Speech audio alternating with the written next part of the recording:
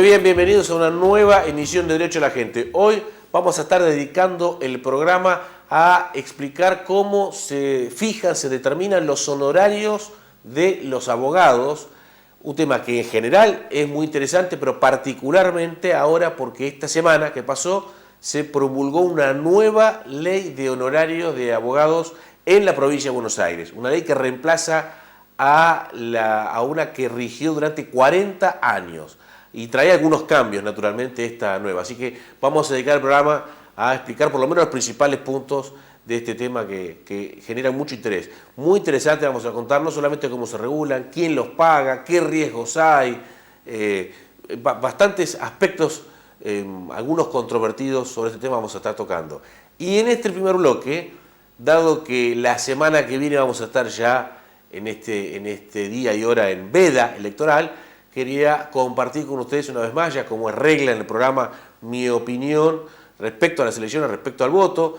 Aquellos que nos siguen saben que voy a proponer votar a Cambiemos, pero quiero esbozar 3 o 4 ideas por las cuales planteo esto. Yo creo que estamos en esta todavía transición, después del kirchnerismo, estamos en algo más grande que un cambio de modelo económico, un cambio de modelo comunicacional, un cambio de forma de hacer política. Indudablemente estamos en medio de todo eso, pero creo que estamos en medio de un cambio cultural muy importante, para mí positivo, a la vez insuficiente, por eso creo que hay que fortalecerlo y promoverlo. Creo que por primera vez en mucho tiempo, al menos es mi percepción, se está hablando, quizás como nunca antes, de el rol del Estado, qué cosas debe hacer el Estado, qué cosas no, sobre todo después de años de cierto consenso, de cierta casi unanimidad en que el Estado puede hacer todo. 70 años de populismo convencieron a la mayoría del país que el Estado debe ocuparse de prácticamente todo, y creo que por primera vez estamos viendo cuáles son las consecuencias de un Estado que está en todos lados, del famoso Estado presente. Creo que como nunca antes en Argentina se está hablando de impuestos, de la carga impositiva, de precios, porque los precios son altos en gran parte por los impuestos, con lo cual los precios privados son altos en gran parte por el tamaño del Estado. Creo que como nunca antes se está hablando de burocracia, como nunca antes se está hablando de corrupción, no ya la corrupción de Cristina o Néstor o la de los que están arriba, sino la corrupción estructural que es consecuencia inevitable de un Estado grande, de un Estado elefantiásico. Me parece que, por lo menos, insisto, mi percepción, que por primera vez en mucho tiempo se está hablando de los costos de tener un Estado muy grande y se está, como consecuencia de esta reevaluación, me parece que se está revalorizando el rol del sector privado, de la comunidad, de lo que muchos despectivamente llaman mercado, y me parece que se está revalorizando la idea de que la riqueza, antes de distribuirla, hay que crearla, que la pobreza se combate con más riqueza. Pareciera que la figura del empresario empieza a ser menos mal vista, ¿no? Hasta hace poco tiempo la palabra empresario tiene en sí misma una connotación negativa, al punto que hoy se habla más de emprendedor o de emprendedurismo que de empresario o empresariado. Creo que estos cambios, que insisto, en mi opinión, están ocurriendo, aunque son todavía muy incipientes, son insuficientes, pero creo que son correctos, que son positivos, que el país va a crecer cuando crezca el sector privado, cuando la gente salga a buscar sus sueños y vea que es posible desarrollarse en el sector privado, que la prosperidad familiar, personal y familiar, no depende de la cercanía con el Estado, de un kiosquito en el Estado, de un contrato en el Estado, de un empleo público. Cuando los jóvenes dejen de desear entrar a planta permanente como un gran sueño, ¿no? Para entrar al Estado a los 25 o 30 años puede vegetar hasta la jubilación y después esperar a morirse. Eso que ha marcado muchas generaciones pareciera estar cambiando, y creo que de las fuerzas políticas, de las opciones electorales que tenemos hoy, no hay duda alguna que Cambiemos es la única que encarna esto, no solamente porque es la que ha generado estos cambios, sino porque uno escucha a todas las demás y ofrecen lo mismo de siempre, más Estado, más intervencionismo, más avances sobre el sector privado, más cargas sobre el sector privado. Así que me parece que más allá de los nombres, de las cuestiones electorales y políticas, es imprescindible en estas elecciones votar un Cambiemos que se fortalezca, que se robustezca, de manera de poder acelerar los tiempos y la velocidad de estos cambios culturales que en mi opinión se están dando, pero que debemos contribuir a acelerar y fortalecer. Vamos ahora entonces a la primera pausa y a la vuelta arrancamos ahí sí, ya con honorarios de los abogados. Ya volvemos. Estudio Jurídico del Dr. Ramiro Renarrech. Nuevo domicilio, San Martín 3391, sexto piso, oficina B. Teléfono 474-0856. Celular y WhatsApp 155-049801. Servicios, honorarios y contacto en www.rech.com.ar. Rizo, la mejor opción para la construcción. Aberturas, puertas, ventanas, cortinas de enrollar, revestimientos, ladrillos, cal, cemento, cerámicos, sanitarios, muebles de cocina. Rizo, el precio más bajo del país garantizado.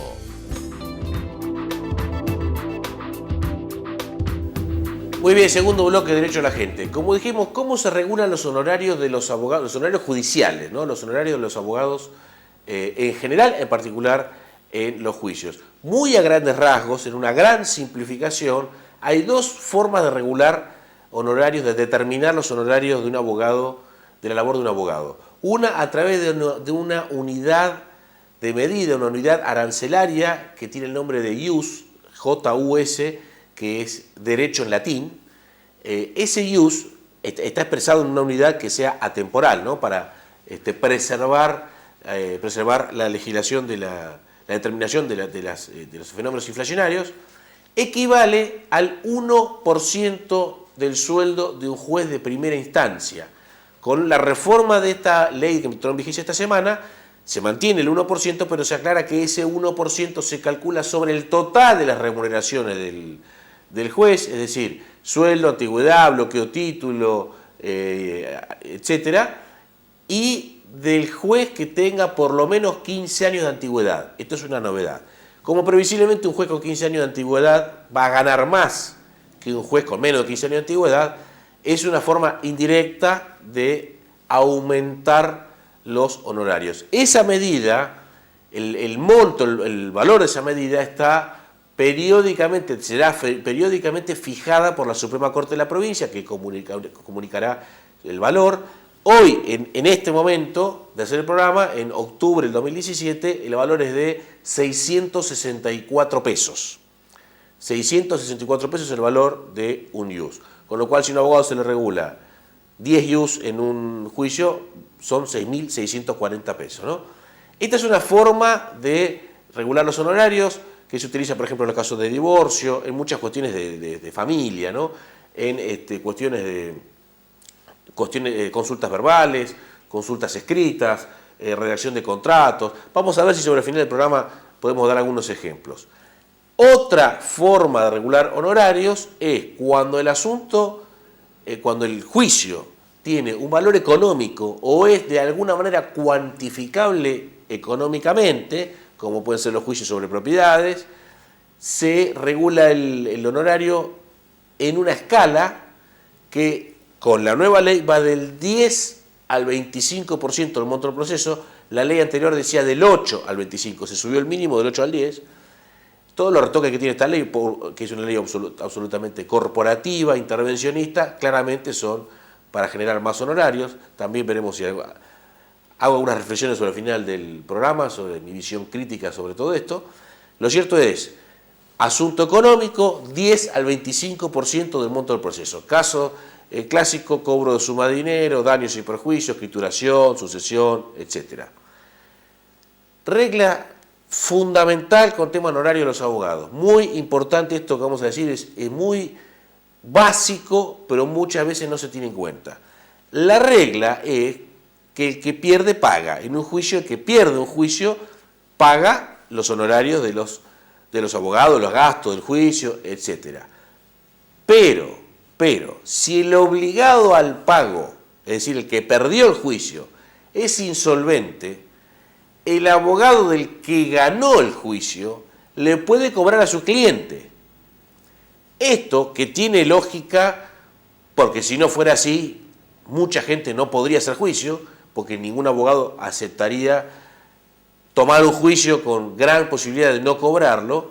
Esto, digo, muchas veces es desatendido porque a veces el planteo, el reclamo de la persona es correcto, a veces hasta hay prueba y todo, pero la otra parte no es solvente. Entonces hay que evaluar la solvencia muchas veces, por lo menos preliminarmente, de la otra parte, porque puede ocurrir y ha ocurrido muchas veces que aunque uno gane un juicio, no le pueda cobrar, y más aún el que hizo el juicio termina pagando a su abogado, e igualmente el mismo razonamiento vale para los peritos que pudieran haber intervenido en un juicio, perito calígrafo, perito médico, perito contable. Por eso muchas veces, mucha gente ha dicho, o se puede escuchar esto de gané un juicio y perdí plata. Por esta razón, gané el juicio, como no le pude cobrar al otro, no solamente no le pude cobrar lo que me tiene que pagar a mí, sino que le tuve que pagar a mi abogado. Esto es algo que a veces es duro analizarlo porque es muy difícil para una persona que quiere hacer un reclamo, que siente que tiene razón, decir no hago un juicio. Es naturalmente incómodo, pero es un factor a analizar si se quiere evitar después poner plata aunque se gane.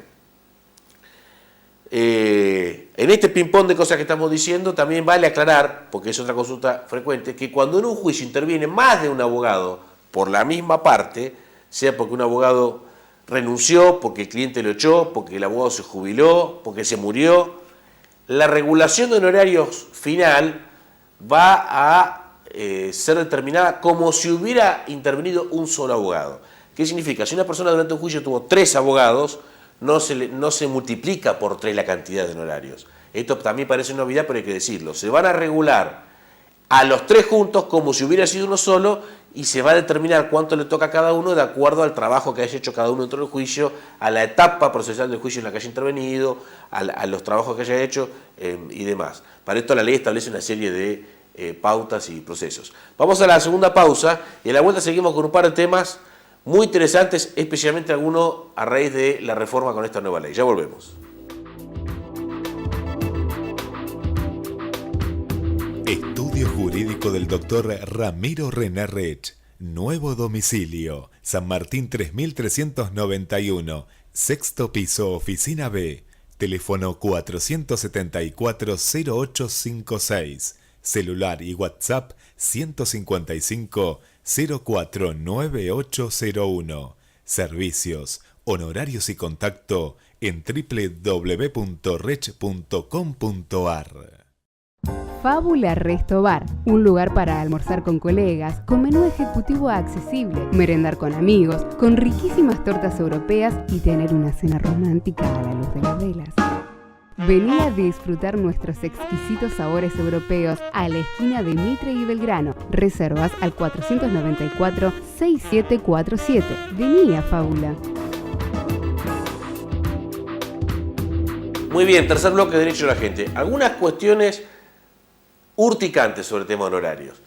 Una, cuando en un juicio se llega a un acuerdo obviamente económico, con un monto determinado, con la ley anterior, hasta la semana pasada, no había mayor discusión sobre que los honorarios se regulaban, obviamente, sobre el monto del acuerdo, porque al haber acuerdo no va a haber sentencia, y había alguna discusión doctrinaria y en la justicia, que lejos de ser menor era muy importante, que era si esos montos del acuerdo eran oponibles, se dice en derecho, eran oponibles a abogados que no participaron de ese acuerdo.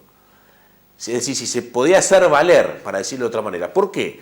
Podía ocurrir que, inventemos un número, alguien pedía 100.000 pesos en un juicio, una persona con un abogado, llega a un acuerdo con la otra parte, supongamos 50.000 para hacer un número redondo, o vamos a hacerlo más grosero, 20.000, el 20% de lo que pedía.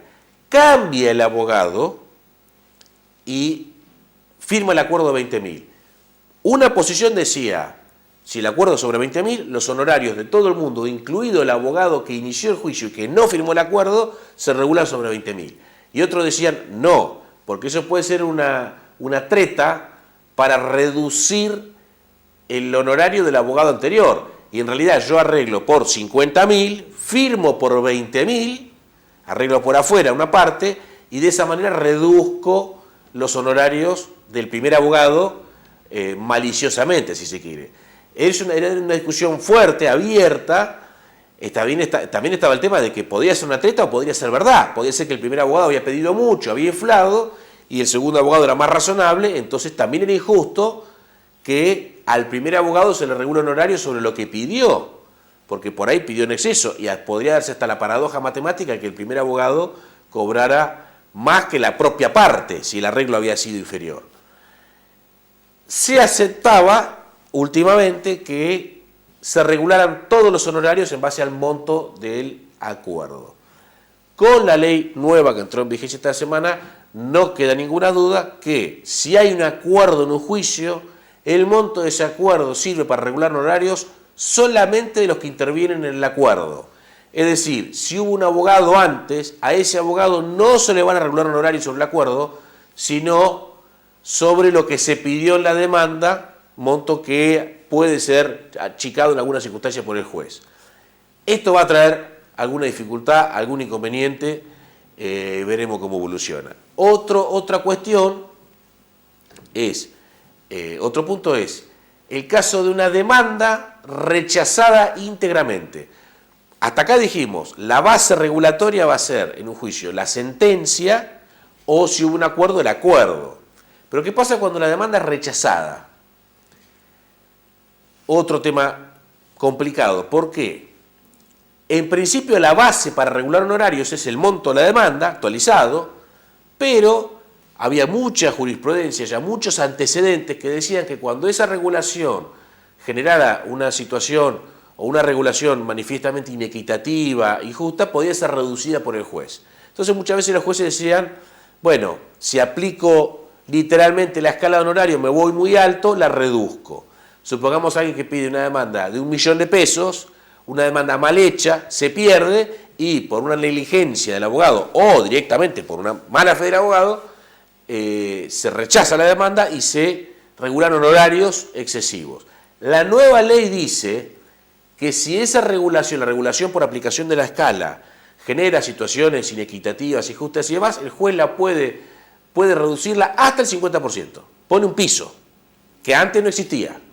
Entonces hoy alguien puede decir, pido 1.000.000 de pesos, pido 10 millones de pesos, hago una demanda mal, no me importa nada, pierdo, la base va a ser no 10, 5 millones como piso. Y me van a regular a mí, abogado, que hizo una demanda mala, sobre 5 millones de pesos, que es una cifra que en definitiva inventé yo. Grandes problemas puede traer esto. Puede ser una pequeña puerta para la industria del juicio civil. Estamos hablando de la industria del juicio laboral, puede abrir la industria del juicio civil, porque esto puede servir como extorsión a la otra parte. Es decir, te hago un juicio gigantesco, yo soy insolvente, te invento un juicio, pongo una demanda, una cifra delirante, lo voy a perder, pero como soy insolvente no me preocupa, pero vos, aunque me ganes el juicio a mí, como no me vas a poder cobrar porque soy insolvente, vas a tener que pagarle a tu abogado una fortuna, porque la base regulatoria va a ser altísima. Antes de pagarle eso a tu abogado, pagame menos a mí y arreglamos. Y esto puede fomentar el invento de juicio. Hay que tener cuidado con esto. Se puede pactar también, esto estaba en la ley vieja, está en la ley nueva, lo que se conoce en derecho como pacto de quota litis, que es un latinazgo que significa una cuota del litigio. Es decir, que el abogado se quede con una parte de lo que se lleva a su cliente. Esto no es propiamente hablando honorario, esto es una especie, dicho vulgarmente, de asociación, vamos a decirlo así, del abogado con el cliente, figura que está prevista para que el abogado se comprometa más con el juicio, porque cuanto mejor le va el juicio, cuanto más plata saca a su vez el abogado, una herramienta que muchas veces ha servido para facilitar que a gente de pocos recursos, que no tenga plata para adelantar un abogado y demás, puedan conseguir abogados interesados en patrocinarlos. El monto que se puede llevar el abogado es de hasta 1/3. Esto es muy utilizado en los daños y perjuicios, ¿no? Es muy común que el abogado pacte un porcentaje, además de sus honorarios, un porcentaje de lo que se lleve su cliente. El tope es 33%. Ese tope puede llegar al 50%, es decir, el abogado puede pactar que se lleva la mitad de lo que se lleva el cliente si el abogado paga los gastos y asume el riesgo de pagar las costas si el juicio se pierde. O sea, si el abogado le dice, voy con vos, si perdemos los dos, ahí puede llegarse hasta el 50%. En materia laboral, el tope es el 20%, lo era con la ley vieja, lo es con la ley nueva, no cambió. La ley nueva incorpora la posibilidad de hacer pacto de cuota litis en materia previsional, jubilaciones y pensiones, y en materia de alimentos, que con la ley vieja estaba prohibido. Ahora se puede hacer un acuerdo con un cliente y decirle, bueno, de lo que vos cobres de alimentos, de lo que vos cobres de jubilación, me llevo hasta un 20%. Ahí el tope es 20%. Otra reforma que habilita, amplía la posibilidad de que los abogados cobren un poco más. Vamos a la tercera y la última pausa. A la vuelta vemos, si nos alcanza el tiempo, ponemos algunos ejemplos de honorarios y algunas reflexiones finales. Ya volvemos. Estudio Jurídico del Dr. Ramiro René Rech. Nuevo domicilio. San Martín 3391. Sexto piso, oficina B. Teléfono 474-0856. Celular y WhatsApp 155 049801. Servicios, honorarios y contacto en www.rech.com.ar. Rizo, la mejor opción para la construcción. Aberturas, puertas, ventanas, cortinas de enrollar, revestimientos, ladrillos, cal, cemento, cerámicos, sanitarios, muebles de cocina. Rizo, el precio más bajo del país garantizado. Muy bien, cuarto y último bloque de Derecho a la Gente. Antes de ponerles algunos ejemplos, como dije, de los honorarios,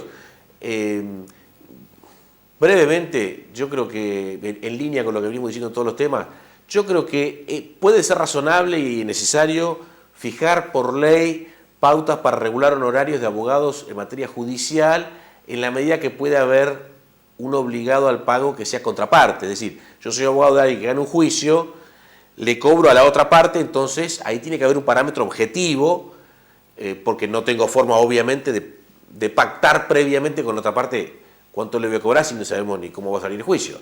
Pero debiera de regularse y no debiera meterse la ley de honorario en todo lo que es materia extrajudicial, todo lo que es por un lado fuera de lo judicial donde no hay contraparte y incluso lo judicial con el propio cliente, es decir, poder pactar yo con mi cliente de antemano, decir, bueno, mirá, si ganamos, si perdemos o si ganamos y el otro es insolvente, te cobro tanto, te cobro menos, para evitar esta posible incipiente industria del juicio que decíamos el otro día. Incipiente no, ya existe, pero esto puede agrandarla, porque hay mucha impunidad a la hora de hacer demandas en tribunales. Hoy por hoy los abogados no tienen sanciones por plantear estupideces, se les regula honorarios siempre, ganen o pierdan, y planteen barbaridades o no. Esto es algo que yo no comparto en absoluto. Creo que los abogados no solo deben ser sancionados por delitos, por falta de ética, además deben tener alguna sanción como mínimo pecuniaria por mala praxis, por plantear estupideces. Esto hoy no existe. Entonces es un combo complicado. Por supuesto, siempre de lo corporativo se analiza una sola pata y no la otra, la de la responsabilidad, ¿no? Pero no puede ser que hoy a todos los abogados se les regule un horario siempre, planteen lo que planteen. Dicho esto, habiéndome enemistado en 2 minutos con el 99% de mis colegas, paso a comentarles algunos ejemplos con la reforma de la nueva ley de honorarios. Por ejemplo, recordamos, un ius hoy vale 664 pesos.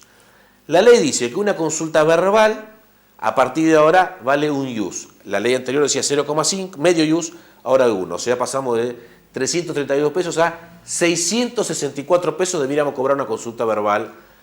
Dudo que haya abogado que cobren eso.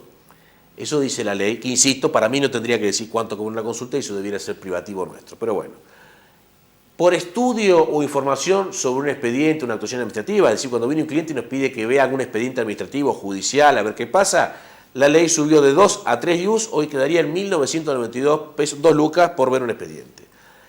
Divorcio. La ley anterior hablaba de 30 ius para divorcio común acuerdo o 60 contradictorio. El divorcio contradictorio, como lo conocíamos, no existe más. Hoy, por un divorcio, se regulan 40 ius. Estamos hablando de 26.500 pesos solo por el divorcio. Acá no metemos alimentos, división de bienes, los chicos, etc. 26.500 pesos sin aporte, sin nada. Las sucesiones aumentan, ya no se va a tomar la evaluación fiscal, sino la evaluación fiscal multiplicada por un coeficiente que incrementa bastante la base.